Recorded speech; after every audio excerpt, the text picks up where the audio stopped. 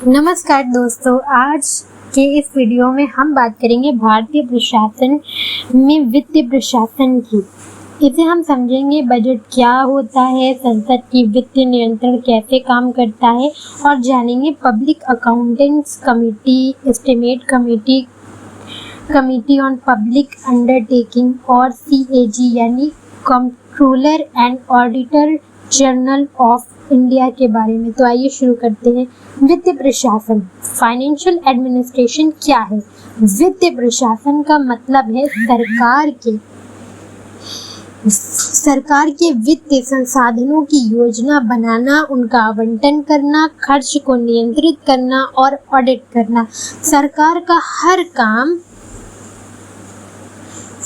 का हर काम चाहे सड़क बनाना हो, स्कूल खोलना हो या सुरक्षा देना, सबके लिए पैसों की ज़रूरत होती है और ये पैसा आता है बजट के जरिए। बजट क्या है? बजट सरकार की एक वार्षिक वित्तीय योजना होती है जिसे ये बताया जाता है कि अगले वर्ष में सरकार को कितनी आमदनी होगी और कितना खर्च किया जाएगा। भारत में बजट को वित्त मंत्री हर साल 1 फरवरी को संसद में पेश करते हैं। बजट के 2 हिस्सों में होता है, राजस्व बजट, रेवेन्यू बजट, जिसमें आमदनी और नियमित खर्च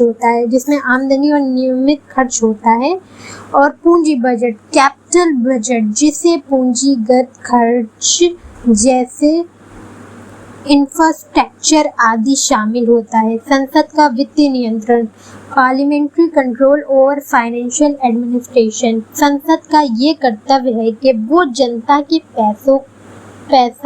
पैसे का सही उपयोग सुनिश्चित करे। संसद का ये कर्तव्य है कि वो जनता के पैसों का सही उपयोग सुनिश्चित करे। इसके लिए संसद कई तरीके अपनाती है। बजट को संसद की मंजूरी के बिना लागू नहीं किया जा सकता। संसद के अनुदान मांगे, डिमांड ऑफ गारंट्स पर चर्चा होती है। कटौती प्रस्ताव, कट मोशंस लाकर सरकार से जवाब मांगा जा सकता है। अब चौथी संसदीय समिति, पार्लियामेंट्री कमेटीज। 3 प्रमुख समितियां हैं जो सरकार के खर्च की जांच करती है।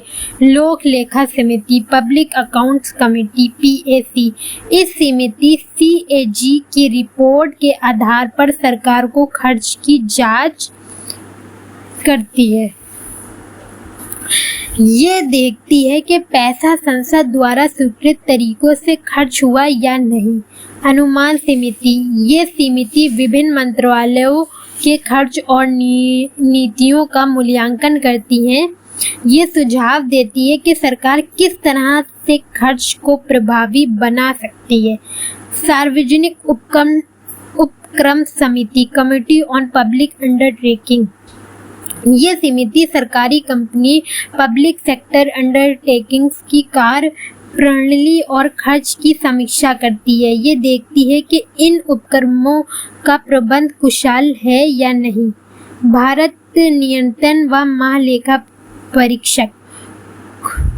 CAG एक संवैधानिक संस्था है जिसका उल्लेख अनुच्छेद 148 से 151 तक किया गया है।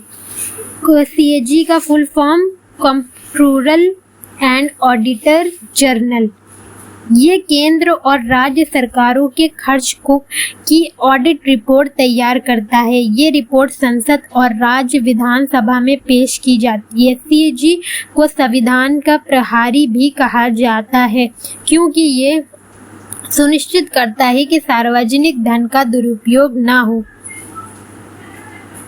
तो दोस्तों, ये था एक संक्षिप्त लेकिन ज़रूरी परिचय भारतीय प्रशासन के वित्तीय ढांचे का।